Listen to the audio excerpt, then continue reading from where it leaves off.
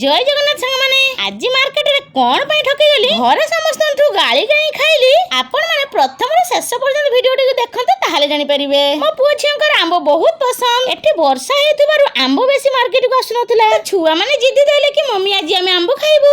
संगे संगे दौड़ी दौड़ी मार्केट गली पाखर मात्र आंबो थिला सेथिरु 2 किलो नेकी घर को चली आसिली। भात सहित पिल्ला मानकु काटी के आंबो देली किंतु पिल्ला माने खाइले नाही। मन भारी खराब हो गेला। सेटु स्वामी को टिके चखै स्वामी खाके कहले अरे की आंबो आनी जो पूरा पूरी खट्टा लागुची। आज तुमर सब पैसा बर्बाद कर देलु। हमें कहि से आंबो खाइबु ना। सांग माने आज प्रथम थर पई मो मार्केट रे ठकी गली। आंबो को खोपाड़ीबा पई मो मन कहिला नाही। सेथिरे काजू किशमिश देई के गुटे बहुत सुंदर सुआदिया खट्टी मिठी चटनी बनै देली। पिल्ला माने मन खुशी रे खाइ देले। बहुत कम तेल मसला रे बनै थिले आ बहुत सुआदिया भी हेतिला। सांग माने आपण माने निश्चय ट्राई करू। बहुत इजी प्रोसेस रे बनैली सांग माने बहुत कम समय रे। आपण माने वीडियो टी भल लागले सांग माने गुटे सब्सक्राइब कर देबे, लाइक कर देबे, शेयर कर देबे। जय जगन्नाथ।